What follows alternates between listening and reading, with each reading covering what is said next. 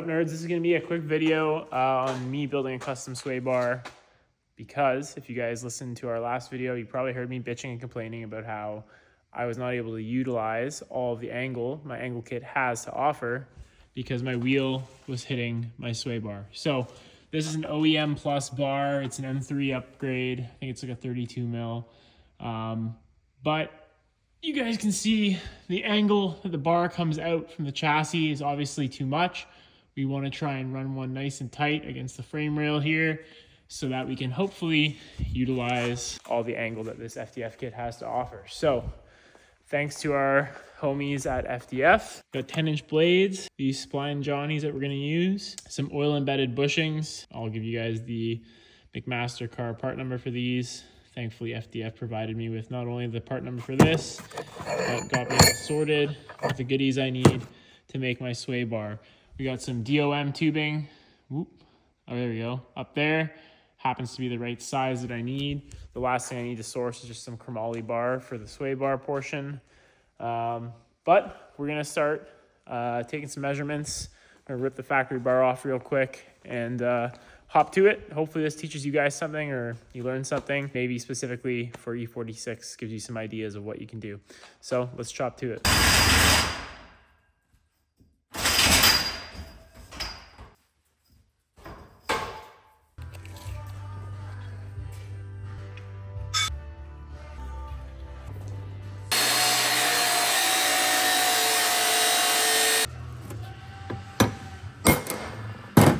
Okay, so I got my piece of square tube cut.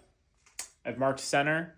I drilled the pilot hole. Now we're gonna drill our hole that our piece of DOM tubing is gonna pass through, which is where our oil sealed bushing or oil infused bushing will be placed into. So I've already done it on the one side of the car. This is for the second side. Let's get this center hole drilled and I'll show you guys the next step.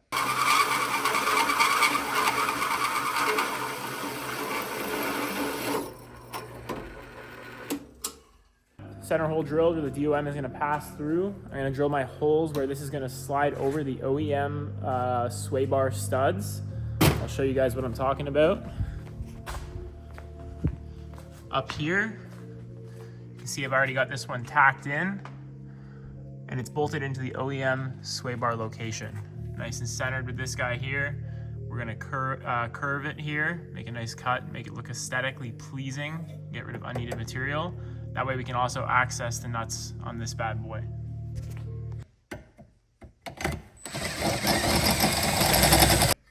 Holes drilled, OEM position, center line marked. We got our DOM in there. And this is just gonna slide right over the OEM studs. Beautiful. Easy enough. So here's my rough sketch of how I wanna cut it. We're gonna cut it like this. Obviously up here is where it's going to mount to the chassis. And then I'm going to try and leave the bottom flange cut so that I can hammer this up to meet either side afterwards and then weld it here so that it's also not hollow on the bottom side. I'll show you guys what I mean when we get there, but this is the plan.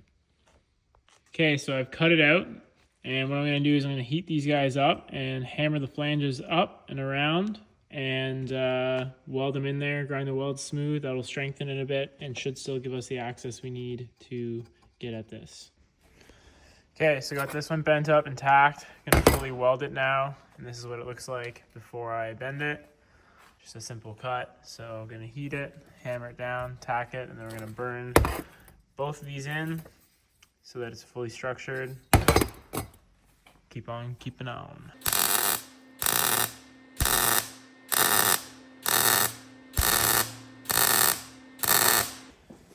Okay, so bent these, welded them up. I need to grind the welds, make it look nice and smooth, like it's all one uniform piece. I'm holding off on fully burning in the DOM in the middle, just because I want to wait till I get my CHROMALLY piece tomorrow. So if that goes well and I'm happy with it, then I'll burn all these in. But yeah, I'm holding off on those, but pretty happy with how it's turned out so far. And the way that I have it, you can access the bolts pretty easily. So that's sick. But yeah, OEM Plus, bro. All right, nerds, I'm going to be completely honest with you. To finish up this way of our video, I actually kind of stopped filming for a little bit, and then Look at this, talking shit and drinking beer. I stopped filming for a little bit and I just got it done because I was so busy. And then we actually went to an event and tested it and drove on it, and it did flawlessly. I'm gonna try and show you guys the sway bar and explain what I did, how I did it, why I did it, show you the end product, and then we'll wrap up the video here. So let me show you guys what's up. This is the FDF 10-inch universal sway bar, and it is welded to the other piece that comes with it, which is this outer piece right here that has these two clamping bolts. Then you can see on the back there, that's my brass oil embedded bushing that we inserted into this piece that I was cutting up and making. That bolts onto the factory E46 sway bar bracket location. So this is where the factory sway bar bolts to. I put a tab up here with a nutsert so that it would have minimize any deflection. And on this side, obviously the factory kind of like pinch weld here keeps it from going outboard towards the wheel. So that's our brass bushing that is pressed into the DOM tubing that's inserted into this piece that I made. And then this is our CHROMALLY sway bar. That's the actual sway bar itself. So you guys can see that that runs across underneath our dry sump pan to the bracket on the other side. And then the spline piece here, that also comes with the FDF sway bar kit, universal kit. And that gets inserted into the end of the CHROMALLY tubing and just welded in. When you're doing that, you want to make sure that you TIG weld it, or if you MIG weld it, you want to grind your welds down because the sway bar, this, needs to rotate freely in the brass bushing. So yeah, that's our setup. Fairly simple, works super well. And then of course it's just connected to the FDF N-Link setup on their control arm. So pretty happy with it. You can see there's a little rubbage still.